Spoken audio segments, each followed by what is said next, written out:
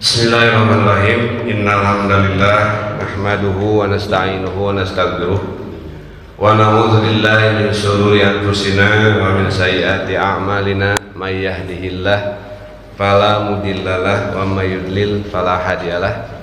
Asyhadu an la ilaha illallah wahdahu la syarikalah wa asyhadu anna Muhammadan abduhu wa rasuluhu la nabiyya ba'da amma ba'd. Bu Bapak yang dirahmati Allah, terlebih dahulu kita panjatkan puji syukur kepada Allah Subhanahu wa taala, dan tiada henti-hentinya kita untuk selalu memanjatkan puji serta syukurnya kepada Allah Subhanahu wa taala. Alhamdulillah, pada pagi ini kita masih dipertemukan dalam acara kajian rutin Ahad pagi. Mudah-mudahan langkah kaki Bapak Ibu dari rumahnya masing-masing ke masjid untuk melaksanakan sholat subuh berjamaah dilanjutkan dengan kajian, mudah-mudahan jadi bagian dari amal soleh yang diterima oleh Allah Subhanahu wa taala. Amin ya rabbal alamin. Bapak Ibu yang dirahmati Allah, hari ini hari Ahad, tanggal berapa Sa'ban? Ibu Bapak ada yang ingat tanggalnya sekarang? Tanggal 5 ya? Tanggal 5 Sa'ban. Sa'ban di bulan Hijrah merupakan bulan yang ke-8 ya, yang ke-8. Dan sebentar lagi, beberapa pekan ke depan kita akan bertemu dengan bulan Ramadan. Nah, mumpung kita masih di awal bulan Sa'ban, tanggal 5, mudah-mudahan kita dapat memanfaatkannya dengan tentu meningkatkan aktivitas yang bernilai amal soleh. Karena di dalam hadis yang sahih bahwa amal kita itu diangkat kepada Allah Subhanahu wa taala, ada yang amal harian, ada yang amal mingguan, pekanan, ada juga amal yang bulanan. Dan nanti ada amal, seluruh amal diserahkan kepada Allah Subhanahu wa taala. Ya, yaitu ketika kita meninggal dunia, seluruh amal itu. Kalau amal harian di dalam hadis yang sahih diangkat kepada Allah Subhanahu wa taala siang dan malam. Makanya hati-hati di siang hari dan malam hari kita untuk selalu beraktivitas yang bernilai amal soleh. Kalau mingguan, Senin dan Kamis. Nah, makanya alhamdulillah saya lihat di masjid ini ada program buka saum sunat Senin Kamis bersama, luar biasa. Mungkin rujukannya diantaranya karena itu, karena di hari Kamis dan di hari Senin adalah diangkatnya amal kita. Kemudian ada juga amal bulanan. Nah, amal bulan itu bulan Sa'ban sekarang. Nah, amal bulan Sa'ban ini ya, amal bulanan yang diserahkan kepada Allah Subhanahu wa taala setiap bulan Sa'ban, berarti setahun sekali. Nah, nanti amal seluruhnya ketika kita meninggal.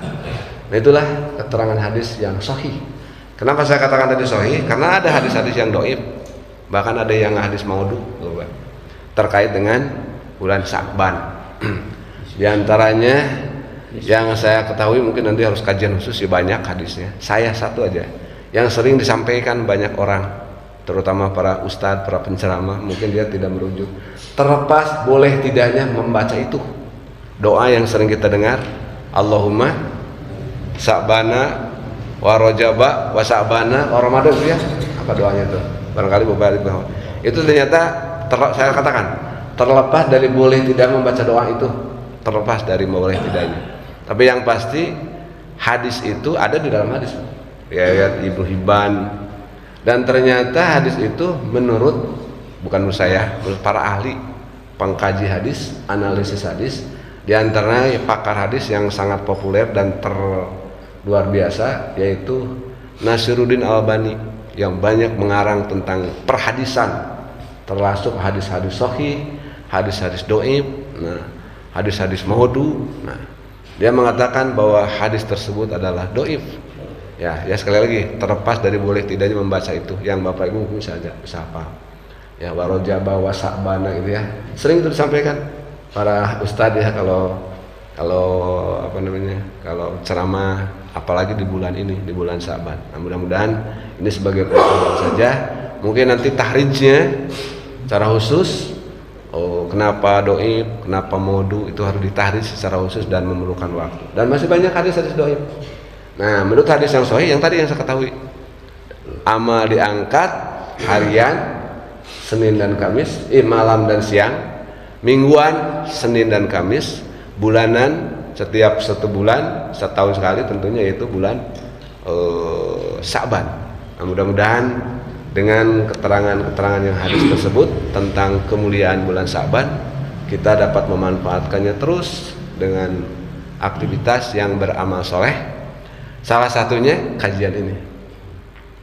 Bahkan saya sering menyampaikan, kalau kita hadir di majelis ilmu, jangan pernah, Bapak, saya yakin Ibu Bapak di sini tidak, jangan pernah merasa ragu dan jangan pernah merasa rugi kalau kita hadir majelis. Walaupun kajian pagi mungkin hanya maksimal sejam atau setengah jam, atau mungkin ada kajian malam Senin itu setengah jam, 40 menit ya, tidak lama. Tapi luar biasa sekali kalau kita berbicara tentang keutamaan, terutama bicara tentang pahala. Nah, itu barangkali sebagai pembuka dalam kajian pagi ini. Nah, selanjutnya pada pagi ini saya akan menyampaikan kajian terakhir, bahasan tentang doa, ikhtiar, dan tawakal. Doanya sudah dulu di pertemuan 1, pertemuan kedua tentang ikhtiar, usaha, dan pertemuan sekarang insya Allah terakhir kajian ini adalah tentang tawakal. Tentang tawakal.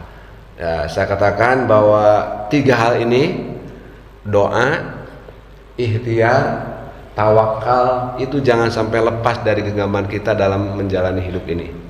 Ya, jangan hanya mengandalkan doa saja, itu pun dicela oleh Rasulullah. Jangan hanya mengandalkan ikhtiar saja, ya, itu pun dicela oleh Rasulullah. Di dalam Islam tidak benar hanya usaha saja, doa tidak. Doa saja, usaha tidak, itu juga tidak dibenarkan.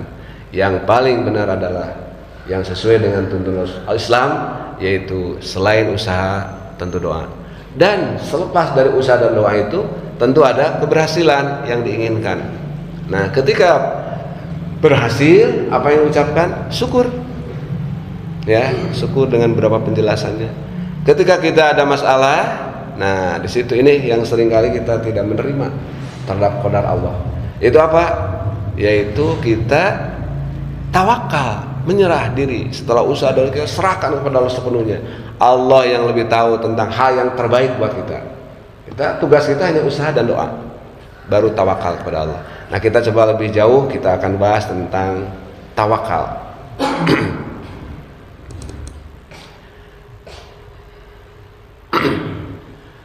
Bapak Ibu, apa itu tawakal? Pasti sudah paham semua ya. Tawakal itu adalah berserah diri kepada Allah. Bahasa yang singkat yang mudah dipahami adalah berserah diri kepada Allah ya.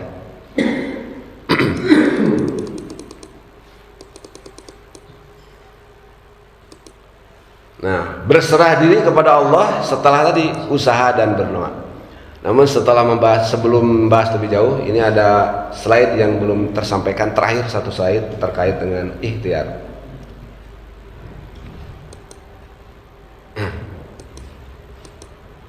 Nah, ini ya, terkait dengan ikhtiar, membiasakan diri berikhtiar, maksudnya giat. Dari penjelasan sebelumnya sudah, giat dan bersemangat dalam melakukan suatu usaha. Jangan pernah asal-asalan, ya, harus giat, semangat, ya. Kemudian tekun dalam melaksanakan suatu tugas yang diamanahkan kepadanya. Yang kedua, kemudian yang ketiga, tidak mudah putus asa apabila menghadapi kesulitan. Karena kita sudah ayatnya sudah apa? Surat Al-Isra gimana? Inna ma'al usri yusra. Fa inna ma'al usri yusra, inna ma'al usri yusra. Di balik kesulitan ada kemudahan. Nah, ingat harus itu. Kalau kita menghadap kesulitan, pasti setelah itu ada kemudahan. Kita harus sadari. Kadang-kadang kita lupa tentang ini sehingga putus asa aja. Udah selesai dalam rangka melaksanakan usaha. Kemudian yang keempat, memiliki semboyan bahwa kerja keras untuk mencukupi kebutuhan lebih mulia. Nah ini. Jadi kalau kita kerja keras mencukupi kebutuhan, itu lebih mulia daripada meminta bantuan atau menunggu balas kasih orang lain. Sampai Rasulullah dalam hadis yang ibu bapak pasti sudah dengar, Rasulullah mengapresiasi kepada seorang pemahat batu yang tangannya sampai luka, menurut sesanggale, ya itu dihormat, diapresiasi oleh Rasulullah. Kenapa? Kan usahanya, daripada minta-minta tadi, daripada menunggu balas kasihan. Jadi yang ini lebih dihormati dan lebih dimuliakan orang yang kerja keras. Nah, daripada orang yang tidak kerja keras, ya, yang apalagi yang kerjanya doa terus harian, itu dicelakan. Saya sudah pernah sampaikan sebelumnya. Makanya kerja keras itu luar biasa. Nah, kemudian di dalam kerja keras itu tentu kita harus sungguh-sungguh seperti yang sampaikan di atas. Jangan sampai asal-asalan atau apa namanya, ya tidak serius di dalam melaksanakannya. Justru Rasulullah menganjurkan untuk kerja keras, karena kerja itulah hal yang mulia di dalam melaksanakan urusan. Nah, ketika kita kerja keras sudah maksimal, ya, maka serahkan kepada Allah. Putusannya apapun serahkan. Dan ternyata tidak sesuai dengan harapan, ya innalillah, dan kita jangan putus asa terus. Dan kalau sesuai harapan, tentu bersyukur, ya. Nah, tapi dalam semua ini harus sertai dengan tawakal kepada Allah. Kita lanjut coba bahas tentang tawakal. Kalau dilihat dari segi pengertian, ya, tawakkala, ya tawakkalu tawakkulan. Nah, artinya berserah diri, mewakilkan kepada Allah Subhanahu wa taala tentang apa? Tentang yang kita inginkan, yang kita harapkan, dan itu harus selalu ada pada diri kita. Nah, kalau secara istilah atau secara terminologi, tawakal adalah berserah diri kepada Allah atau menyerahkan suatu urusan kepada pijakan Allah yang mengatur segala-galanya. Serahkan sepenuhnya kepada Allah. Kadang-kala kita dalam keseharian suka terlalu menyerahkan diri kepada manusia, kepada Allahnya dilupakan. Padahal kita sadari, pahami bahwa semua itu apa yang akan terjadi pada diri kita adalah Allah Subhanahu wa taala. Mungkin karena kekurangan keyakinan kita kepada Allah yang belum dialami, sehingga kita tidak antusias, tidak betul-betul menyerahkan diri kepada Allah Subhanahu wa taala. Bahkan katanya Ibu Bapak, kalau kita menyerahkan diri sepenuhnya kepada Allah, sudah ke tingkatan 0 di dalam diri kita, sudah tidak ada selain Allah. Biasanya terkabul itu. Ya, hanya kepada Allah pasrah, bahkan menangis betul-betul. Itu sudah ke tingkat 0, zero. Itu biasanya sudah menyerah diri sepenuhnya. Insya Allah apa yang kita inginkan diberikan dengan yang terbaik menurut Allah Subhanahu wa taala. Bapak yang dirahmati Allah, berikutnya ini perintah bertawakal. Ayatnya saya yakin juga Ibu Bapak sudah hafal ini. Di surat Ali Imran surat ketiga ayat 159. A'udzubillahi minasyaitonirrajim. Fa idza azamta fatawakkal 'alallah. Innallaha yuhibbul mutawakkilin. Fa idza azamta, ya. Kemudian apabila engkau telah membulatkan tekad sepenuhnya kepada Allah, nah, fatawakkal 'alallah, maka bertawakal kepada Allah. Innallaha, sesungguhnya Allah, yuhibbul mutawakkilin, mencintai orang-orang yang menyerahkan dirinya kepada Allah dalam berusaha menjalani hidup kita. Nah, ini surat Al-Imran. Dengan ayat ini jelas sekali ya, perintah bertawakal harus ada pada diri kita. Ini sebagai contoh tawakal, contoh ini. Ayah dan Ibu Ahmad adalah petani kecil. Ia sangat mendambakan agar Ahmad kelak menjadi anak yang soleh, yang cerdas. Sebagai muslimin dan muslimat yang taat beragama, pasti semua orang tua kan ingin anak seperti itu. Setiap hari mereka selalu berdoa dan bertawakal kepada Allah ya berusaha bagaimana agar nanti kelak anak kecil ini, ya Ibu Ahmad seorang petani ini memiliki anak yang soleh, yang sukses, ya. Nah, berdoa dan bertawakal kalau kemudian semoga keluarganya hidup tentram di bawah ridho Allah. Kan bisa jadi pada diri kita ketika kita mempunyai anak seperti itu ya. Sehingga kalau di lembur gitu ya, suka anak ibu-ibu itu sampai menggendong anaknya. Bahkan saya sering dengar waktu kecil, agar anaknya soleh, yun diayun itu ya, suka dengar kalau orang Sunda itu ingin sekolah ke Bandung dan sebagainya. Itu karena kecintaan orang tua kepada anak, ingin anak di masa datang itu menjadi anak yang sukses, tentu menjadi anak yang soleh. Bukan hanya sukses dalam arti mungkin pengertian dunia, tapi sukses di sini maksudnya sukses dunia akhirat. Tidak hanya meraih anak yang sukses, pinter,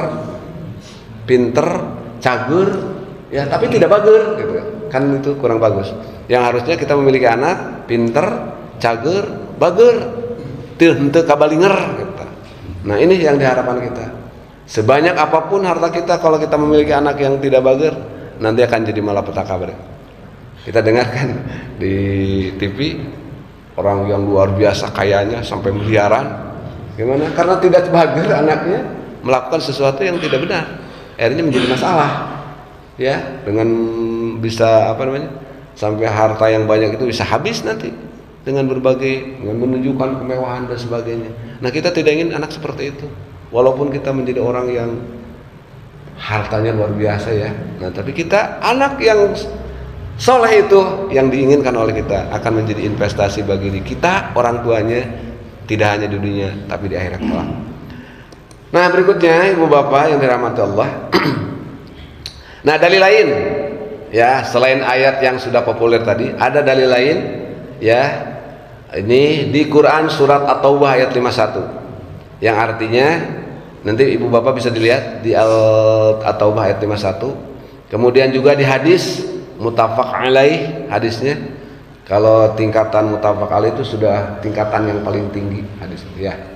Ya, karena tingkatan hadis ibu bapak juga sudah sering mendengar ya, ustadz-ustadz yang menyampaikan terkait dengan hadis. Yang paling tinggi itu muttafaq alaih. Kemudian nanti ada Sohihan ya. Kemudian nanti ke bawahnya ada Bukhari, ada Muslim. Kalau muttafaq disepakati oleh Bukhari Muslim. Kalau Sohihan dua-duanya sahih menurut Bukhari dan Muslim. Kemudian baru Bukhari saja, Muslim saja, terus ke bawah. Nah ini hadis riwayat muttafaq alaih. Jadi bapak ibu kalau sudah mendengar muttafaq alaih, insyaallah hadis itu sudah tingkatan yang paling tinggi, bisa dipertanggungjawabkan kesahihannya gitu ya. Ya Allah, hanya kepadamu aku berserah diri, hanya kepadamu aku beriman, hanya kepadamu aku bertawakal. Tuh, di sini ada kata-kata hanya kepadamu. Apa? Berserah diri.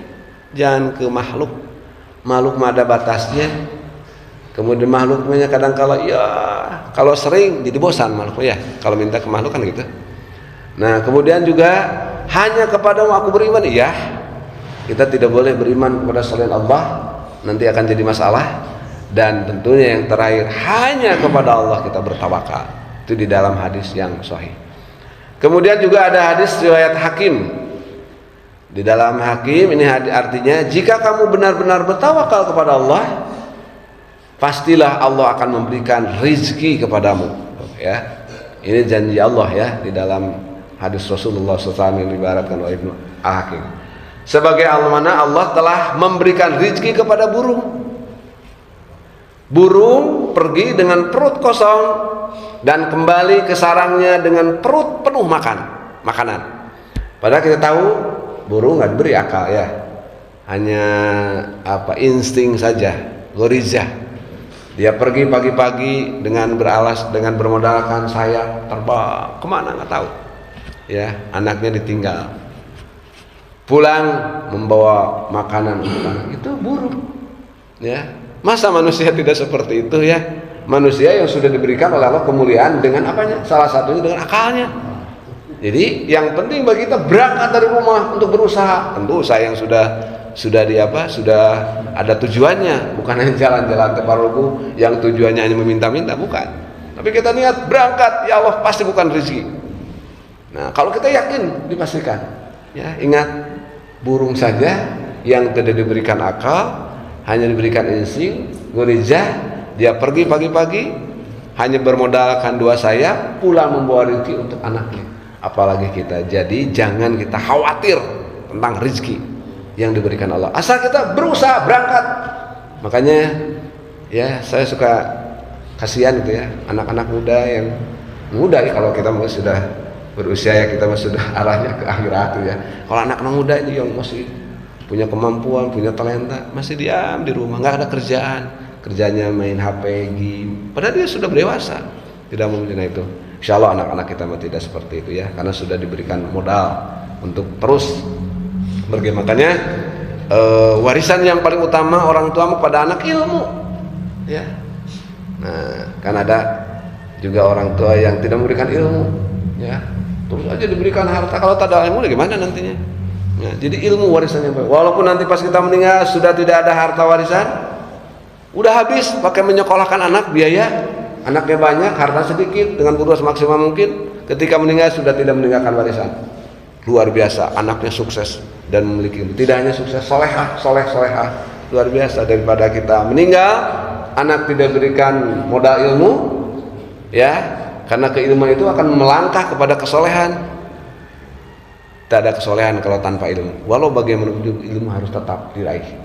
Nah, tidak diberikan ilmu, tidak disekolahkan, padahal harta kita banyak melimpah, ketika meninggal dipastikan itu hartanya tidak akan berkah untuk dirinya maupun keluarganya. Nanti jadi rebutan. Anaknya tidak soleh-soleh karena tidak punya ilmu, melakukan hal kesalahan, membagi waris yang tidak benar dan sebagainya. Makanya luar biasa kalau ibu bapak bisa mewariskan ilmu kepada anak-anak kita, walaupun harta kita habis untuk menyekolahkan anak, ya, memberikan modal kepada anak dengan ilmunya.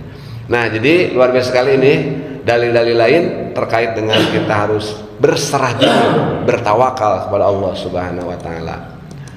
Berikutnya, nah ini ada 4 prinsip tawakal. Saya kutip ini dari bukunya karya Ustadz Aam, ya, di dalam tafsir Al-Hikmah, kemudian di dalam buku doa orang-orang sukses. Nah, di situ disebutkan ada prinsip 4 tawakal. Jadi tawakal itu katanya harus ada 4 ini. Kalau tidak ada 4 ini, itu nonsense gitu ya. Apa prinsip tawakal ketika kita menyerahkan diri kepada Allah? 1, mujahadah. Nah, penjelasan kemarin dari awal saya juga sudah tersampaikan ya secara jelas. Jadi mujahadah itu arti dari kata jihad. Nah, jadi jihad itu tidak hanya dimaknai perang, mengangkat senjata, bukan. Tapi mujahadah itu pahami arti lainnya, sungguh-sungguh. Dalam apa? Dalam melakukan suatu pekerjaan. Tadi tidak asal-asalan. Itu sungguh-sungguh. Ada teorinya, harus bagaimana, kalau mengerjakannya bagaimana. Apalagi bagi orang-orang yang ahli bidang ekonomi, maka ada tekniknya bagaimana kalau begini, bagaimana. Nah, itu jadi mujahadah sungguh-sungguh dipahami dengan ilmu, sehingga kita salut ya, mohon maaf kepada orang-orang asing tuh. China ya, luar biasa sekali konsep ekonominya, coba ya. Nah, kita juga punya sebetulnya konsep Rasulullah, cuma belum dilaksanakan karena kita masih sekuler ya, di negara kita kebanyakan dalam masalah ekonomi. Pada Rasul sudah mengajarkan mujahadah sungguh-sungguh dalam melakukan suatu pekerjaan, tidak asal-asalan ya, dan itu harus diterapkan kepada anak-anak.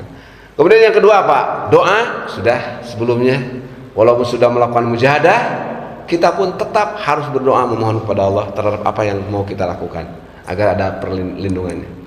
Kemudian syukur. Nah, tadi ketika kita ingin melakukan sesuatu, apa saja itu yang diinginkan, termasuk kita ingin mengharapkan anak yang soleh dengan berbagai cara. Nah, pasti 2 kemungkinan, sukses, tidak sukses, sesuai dengan harapan kita atau tidak. Saya menggarisbawahi ini. Mungkin di sini bapak-bapak sudah berusia dan anak-anaknya tidak ada yang kecil ya. Ini anak-anak yang masih SD kelas 6 sekarang ya. SMP kelas 3, SMA kelas 12, kalau SMP kelas 9 ya. Nah ini ya Bapak ya, di sini mungkin yakin tidak ada yang punya prinsip seperti ini. Sehingga di dalam pelaksanaan PPDB nih yang saya ingin tahu ya, PPDB anak-anak ingin masuk ke sekolah tertentu ya. Nah, di sini kadangkala kita suka tidak menerima. Kalau menerima, kalau iya kita bersyukur ya.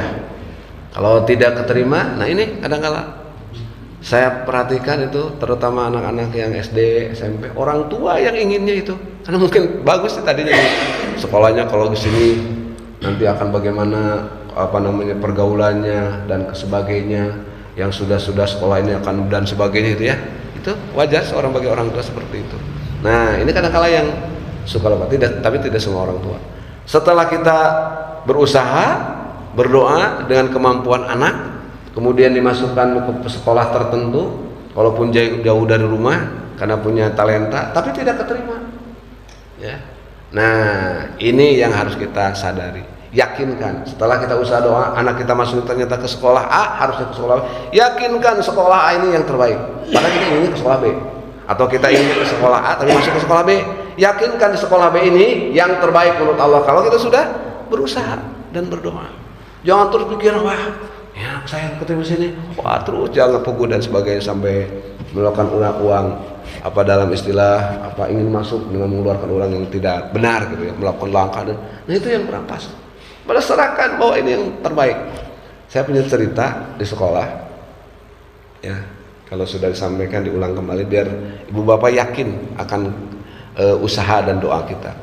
Ada seorang anak yang saya nilai di kelasnya sih tidak terlalu pinter ya.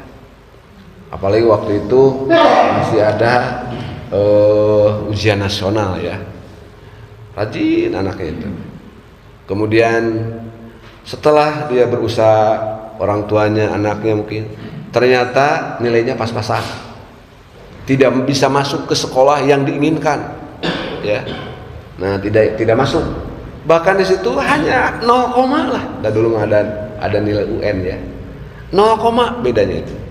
Sehingga lamun dekat terima terasa, wah gitu ya, ini hanya 0, kenapa anak saya tidak masuk? Wah sehingga dia ngomong gitu ya, agar bisa masuk. Nah itu ke sekolah tersebut karena hanya 0, bedanya.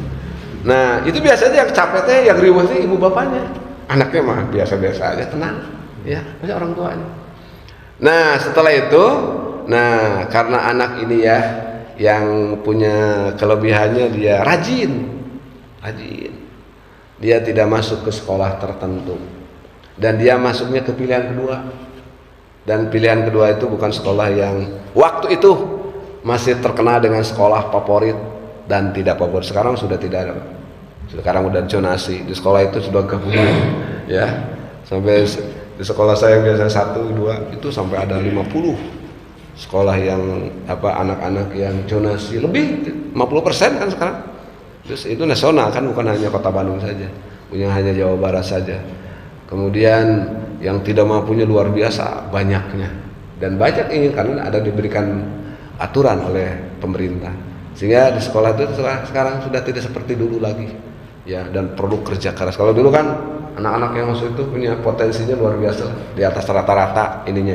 Sekarang mah sehingga pada kenyataannya ya begitulah ya, untuk meraih sukses ini sekolah seperti dulu rada berat gitu, karena sumber daya manusianya, anaknya ya itu tadi. Nah ketika anak itu masuk, akhirnya dia terima karena anaknya kebetulan aktif di organisasi sekolah Islami ya, DKM katakannya. Dia rajin, mungkin dia sering belajar, dia sering sering ngariung dengan teman-temannya, aktif dalam keislaman. Mungkin orang tuanya tidak seperti itu, tapi dia menerima, nggak apa-apa saya sekolah di sini. Ini tantangan katanya buat saya. Dan saya kenal betul anak itu karena ada dalam bawahan saya gitu, artinya dia terbimbing dan sebagainya. Dia tenangkan, nggak apa-apa, saya nggak bimbingan, saya nggak apa-apa, saya akan tetap sekolah di sini. Walaupun orang tua saya ingin harus gini, nanti semester 1 dan sebagainya pindah, saya nggak apa, benar so. Dia meningkatkan kesuksesan kerajinan ditingkatkan di sekolahnya.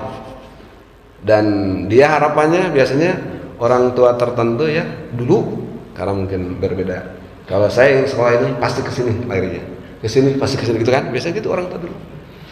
Sehingga saya mohon maaf nih, bukan ini sebagai motivasi, jangan sampai seperti itu. Saya ketika mengajar di kelas, begitu masuk ke ruangan itu sudah di SMA 3 sudah turun. Itu dulu Pak, sekarang enggak. Di pintu itu ITB, wah doktorat, sudah tertulis itu di pintu masuk itu. Dulu, sekarang enggak, ya. Nah itu harapan anak begitu, mungkin orang tuanya. Nah orang ini, ya dia masuknya ke SMA yang bukan favorit, dia rajin terus diberikan motivasi. Itu tujuannya ingin kedua ke ITB dulu, bilang ITB. Kemudian satu lagi saya punya anak dua itu ke kedokteran ini, ya kedokteran yang ternama Unpad. Dia ingin seperti itu, tapi tidak masuk ke SMA 3 itu, dia masuk ke SMA lain. Nah kemudian dia semangat terus, dan apa yang terjadi? Kata saya gini, nggak apa-apa SMA dimanapun, yang penting sekolahnya kamu betul. Masalah nanti tidak sukses sekarang, nanti sukses kamu di kuliahnya dengan perguruan yang sama dengan mereka yang di sekolah tersebut. Tidak sama juga nanti kamu suksesnya belajar bekerjanya, mungkin belum tentu dari sekolah itu bekerja langsung. Ada tidak semua siswa begitu. Tapi kamu di sananya akan bersama. Tidak bersama di SMP, tidak bersama di SMA, mungkin nanti di perguruan tinggi, tidak bersama-sama juga berbeda perguruan, mungkin nanti kerjanya kamu akan lebih bagus. Terus dia semangat. Betul Pak. Walaupun dia di sekolah yang tidak dikatakan favorit saat itu, dia bisa masuk dua-duanya, yang satu ke ITB, dua ke kedokteran. Ini dia tidak sekolah di situ. Saya katakan terus dorong. Nah ini barangkali ya. Jadi ibu bapak jangan begitu. Sekarang enggak kayaknya. Karena sekarang sudah ada aturan baru, ada yang namanya zonasi, dan tidak boleh sekolah jauh-jauh kan kecuali punya prestasi. Kalau pakai zonasi dari sini, dari Pangandaran mungkin ada kecil kemungkinan bisa ke sekolah di SMP 2, SMP 5 yang dulu katanya favorit, ke SMA 3, SMA 8. Kalau sekarang tidak punya prestasi sulit karena pakai zonasi. Nah kecuali ada jalur lain dalam arti yang sesuai dengan aturan. Nah artinya ketika kita menginginkan anak begitu, nah kemungkinan keterima sukses atau tidak. Nah ini kalau kita keterima sukses, ya sesuai dengan harapan, tentu bersyukur kepada Allah Subhanahu Wa Taala. Ini, ya kalau kita tidak sukses, apa? Tentunya kita innalillah, kita semangat terus kepada anak, dorong terus, kamu nggak apa-apa, soal terus semangat. Nah, kemudian terus bekerja keras, sukses dan seterusnya, insya Allah di akhir kesempatan itu yang akan tercapai. Jadi intinya syukur, dan berikutnya setelah syukur ini yang penting sabar, ya. Selain syukur, ya setelah kita meraih kesuksesan, dan kadang-kala kita suka lupa, ya kalau kita tidak sukses kadang menyebut-nyebut ya Allah kenapa ya, dan sebagai terungkap, ya bahkan menyerahkannya hanya kepada manusia saja, tidak hanya kepada kita kadang-kadang. Tapi ketika dia berhasil, nggak lupa itu kadang-kadang. Nah itu kan kita suka begitu ya.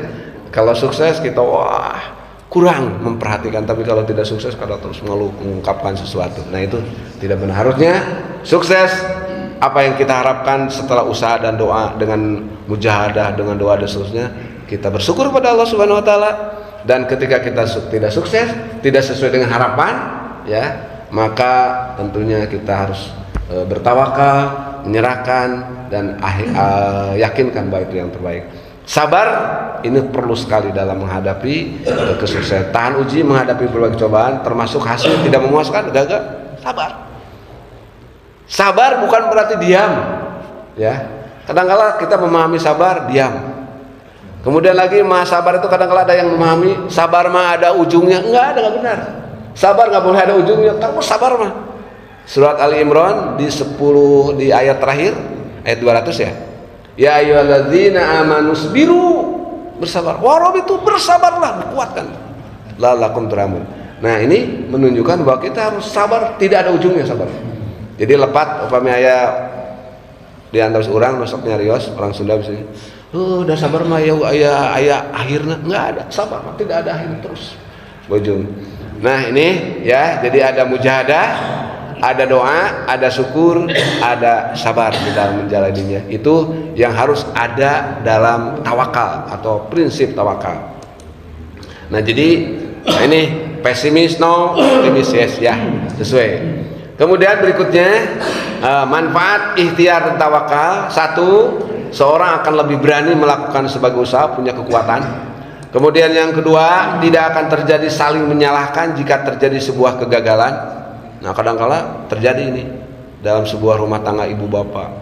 Karena tadi sudah tawakal, si mama ada di rumah apa, budak teka dah, mama menyalahkan. Kamu si sekolah nggak bener, anak jadi tertuduh. Ibu bapak mohon maaf ya, anak jangan selalu jadi tertuduh ya. Kamu makanya sebab pagi, ini. Ya. Nyalahkan mama, nyalahkan si ibu. Ari ibu di rumah non, bapak mau sepuku mencari nafkah di pagi di kasor. Ayo ibu di rumah non, tak budak itu. Jangan.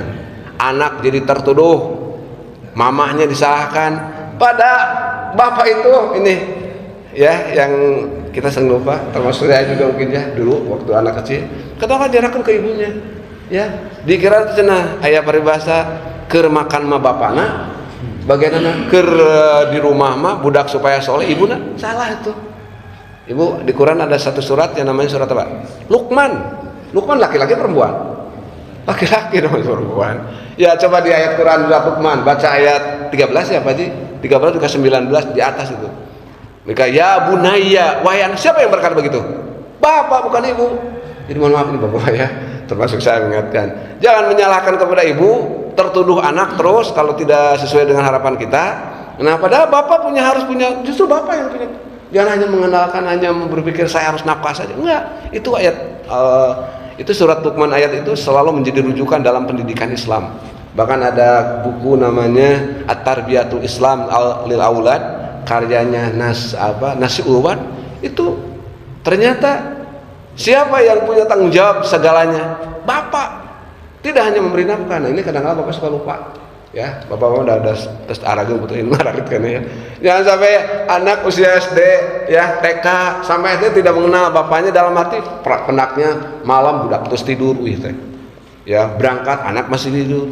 Padahal anak TK SD itu luar biasa, sangat memejina, dekat dengan bapak. Bahkan saya nih pengalamannya di sekolah, ada bapak kalau ngambil rapot kebanyakan siapa? Ibu nggak ada, bapak mah. Padahal bapak satu sekali mah ikut dengan mamanya. Atau bapak sekali mah yang ngambil, di mana bapak tidak pernah, kata bapak disuruh tidak pernah datang. Bahkan ada orang tua yang ngambil rapot baik atau 5 semester, ya tidak pernah diambil, ada betul. Pindahkan ke berikutnya tahun berikutnya. Tidak tahu naik dan kelas itu biasanya kejadiannya mohon maaf RMP itu. Jadi mungkin karena di rumahnya tidak diambil 2 tahun, dia tidak tahu naik ada aja ada. Sekarang kan kalau di sekolah tentu ada ya, tidak ada istilah naik dan tidak naik kan, ya. Jadi dia tidak tahu, sehingga orang tua tidak pernah ngambil dekat dengan wali guru, dengan wali kelas apalagi. Jadi ya, mohon maaf bapak, sesekali mah ngambil rapot jangan sama ibu saja, sama bapak. Nanti anak akan ada di dalam hatinya. Kalau sudah SMP kelas 2, kelas 3 anak sudah nggak mau dekat dengan kita. Bahkan dengan siapa dekatnya? Dengan teman-temannya, bapak. Anak masih dibawa bisa kemana-mana oleh kita. Ya, ketika SD, yuk mak, dek ikut ya mama, papa ikut. Kayak atas usia SMP yang sudah punya pengalaman dengan anak. Kalau sudah SMP kelas 3, anak mau saya mau main dengan teman saya seperti itu kan. Nah ini saat-saat inilah yang SD, TK, SMP dekat dengan ibu. Bapak harus dekat, jangan hanya mengandalkan ibu. Jadi saya ingatkan kembali, terutama yang anak-anak muda yang anaknya masih kecil. Satu, jangan menyalahkan sama ibu saja, karena bapak punya kewajiban yang utama. Surat Luqman di awas ayat 12 sampai 17 kalau nggak salah. Kemudian anak jangan selalu tertuduh, ya tertuduh terus. Memang wajar tertuduh ya, karena bapaknya lebih atas. Yang ketiga, jangan sampai bapak menyerahkan sepenuhnya kepada ibu. Hanya saya kewajibannya memberi nafkah, tidak. Ingat, ya bunayya, siapa yang berkata begitu? Bapak bukan ibu. Berikutnya, seorang akan semakin pandai dan tampil karena setiap usaha pasti ada ibunya dan ada kiat menuju keberhasilan. Berikutnya, nah hikmah ikhtiar dan berikutnya, ikhtiar dan tawakal akan menghilangkan rasa malas, rasa murung dan keluh kesah. Kalau tidak ada ikhtiar dan tawakal, kita nggak akan mungkin muncul hal tersebut. Ikhtiar dan tawakal dapat menumbuhkan harapan baru, harapan hidup kita. Kemudian ikhtiar dan tawakal dapat meningkatkan derajat kita di hadapan manusia maupun di hadapan Allah. Karena tawakal itu luar biasa. Kalau dibahas khusus oleh ahlinya yang khusus, Biasanya kalau bicara tawakal ikhtiar mah agim tuh ya, wah mendalam. Kalau di pesantren saya masih ingat dulu waktu di usia PGA, saya suka rajin seminggu sekali. Waktu itu rajin hadir ke Miftahul Huda pesantrennya Ajengan Miftahul Huda. Dulu terkenal kan dia tentang tauhidnya. Ngejelasin tawakal, wah dalam sekali. Ya tidak kepikiran sama saya. Nah, salah satunya dilanjutkan oleh Agim karena Agim juga pernah bersekolah di sana. Nah ini ya, jadi luar biasa kalau dibahas oleh ahlinya sekali. Ini hanya sepintas saja. Nah kemudian Bapak, nah sebagai penutup untuk kajian tawakal, doa, kemudian usaha ikhtiar dan tawakal, renungkan ayat ini yang seringkali mungkin bisa jadi lupa. Nih Bapak ya, renungkan surat Al-Baqarah ayat 216. Wa asa an taqra'u shay'an wa huwa khairul lakum. Boleh jadi kamu tidak menyenangi sesuatu, tidak suka saya tentang itu, padahal itu baik bagimu menurut siapa? Menurut Allah. Wa asa an tuhibbu syai'an wa huwa syarrul lakum. Dan boleh jadi kamu menyukai sesuatu, padahal itu tidak baik bagimu. Wallahu ya'lamu wa antum la ta'lamun. Allah mengetahui yang akan terjadi untuk dirimu itu, sedangkan kamu tidak mengetahui. Tadi kembali, kalau sudah usaha, sudah berdoa, tawakal kepada Allah, pastikan itu yang terbaik menurut Allah untuk kita, walaupun menurut kita tidak baik. Ingat ini sebagai, saya masih ingat ayat ini Pak. Ini mau cerita dikit ya, mudah-mudahan jadi motivasi. Saya ketika berusia kuliah tingkat 1, saya sudah menjadi pegawai negeri. Walaupun saat itu menjadi guru SD, tapi sudah PNS. Walaupun gajinya cuma 58.000 ya, Pak Haji waktu kecil Pak Haji Rusman terangan golongan berapa kecil. Nah kemudian saya kuliah di beda jurusan karena saya tidak mau jadi guru semula. Jadi guru itu terkesan kalau di kampung susah, jadi PNS wah. Saya tahu tetangga-tetangga itu sampai habis sawah sekian ya. Itu untuk jadi guru dulu, sekarang enggak. Kemudian saya nggak mungkin untuk itu. Saya coba cari solusi lain. Saya ingin kuliah, walaupun saya guru, walaupun saya pendidikan guru SMA-nya waktu itu masih ada PGA. Kemudian saya sekolah cari yang lain, masuklah hukum. Saya kebayang wajar ya saya saat itu ya yang inginkan, yang teringat dulu bukan guru, dulu umur bakti itu kesannya sih gitu ya dulu gitu. Yang terkesan saya hakim. Wah hakim gajinya kecil, upahnya sekian persen itunya tunjangannya. Kebayang itu. Saya berarti harus kuliah di hukum Islam. Saya masuk syariah. Sehingga walaupun saya sudah lulus, sudah jadi guru, saya kebayang itu jaga itu. Padahal gaji guru waktu itu kecil sekali sebelum ada kenaikan dan sebagainya. Sekarang udah makmur insyaallah, alhamdulillah. Nah dulu mah kebayang itu. Sehingga saya walaupun sudah jadi pegawai negeri sebagai guru, masih terngiang-ngiang saya 11 tahun ingin jadi hakim. Ya, hukum, tapi hukum Islam. Saya daftar kedua kali nggak gagal terus. Ketiga sampai wawancara bahkan gagal lagi. Setelah itu saya ingat ayat ini. Ya, saya ingat ayat ini. Ini pribadi nih, cerita sendiri. Saya ingat ayat ini, membaca ini. Oh, begitu ya Allah. Berarti Allah tidak ridho kalau saya jadi hakim. Saya kaji lagi. Oh, ternyata jadi hakim itu banyak hadis yang mengatakan jadi hakim itu seperti disembelih dengan pisau tumpul. Itu kan di hadis itu ada. Ya. Kebetulan di saat itu ada kajian hadis tentang itu. Jadi hakim itu 2 masuk neraka, 1 masuk surga. 2:1. Wah, sambungkan dengan ayat ini. Oh, berarti saya ikut karena diri gitu. Karena diri, saya berarti Allah tidak ridho jadi hakim saya. Mungkin karena ilmu saya, mungkin karena akan bagaimana yang terjadi ke depan. Ya karena satu masih kedengaran yang namanya hakim. Wah, itu bisa begini, bisa sekarang juga masih ada yang gitu ya. Nah, kebayang itu. Satu mungkin Allah tidak ridho sebagai seorang aib ya, harus seperti itu. Sehingga saya tidak terus ke rumah sendiri, saya lanjutkan aja, udah lupakan itu. Ternyata teman-teman yang saya yang lulus luar biasa sampai saat ini masih tetap aktif. Bahkan kalau hakim kan 65 ya usianya. Kalau guru 60 tahun sudah pensiun. Kalau hakim 65. Apalagi kalau jadi hakim tinggi itu menjadi 70 tahun dan gajinya sudah jangan ditanya lagi tentang gaji. Tapi setelah saya tidak lulus, teman saya lulus, ternyata pertama kali ditugaskan apa? 10 tahun nggak bisa pulang ke rumah. Ya mungkin satu masih kecil ya, walaupun ada 300. Dia tidak ada yang tugas di Jawa Barat, nggak ada yang tugas di Jawa Timur, di Jawa Tengah, semua keluar Jawa. Ya ada yang di Lampung, ada yang di Irian tugasnya. Dia 10 tahun nggak bisa pulang. Kenapa? Ongkos saja cukup. Saya jadi guru di Bandung, tiap minggu, tiap bulan bisa ketemu orang tua saya waktu itu masih ada. Itu mungkin ya Allah ternyata inilah. Terus bisa menyampaikan. Ya itu maksudnya apapun ingat sama ayat ini. Dan alhamdulillah dengan ini sebagai ngaremah hati diri, alhamdulillah ternyata mungkin inilah yang terbaik. Nah kalau sadarkan ini, insya Allah tidak ada istilah putus asa. Jadi apapun kalau sudah usaha dan doa akan selalu diterima bahwa inilah yang terbaik. Nah itu barangkali ibu bapak yang dirahmati Allah, kajian pada pagi ini selesailah bicara tentang doa, kemudian ikhtiar. Dan yang ketiga tentang tawakal. Mudah-mudahan ada pada diri kita dan kita dalam menjalani hidup harus ada tentang itu. Dan tanamkan kepada anak-anak kita. Mungkin kita masih sudah berusia, sudah berhenti dalam hal ini, ya tidak begitu aktif. Tapi anak-anak kita beri dorongan ini, biar anak-anak betul-betul memahami makna hidup yang sebenarnya dalam rangka hanya menyerahkan diri kepada Allah di dalam meraih sukses. Itu barangkali ada yang bertanya atau tidak ada ya?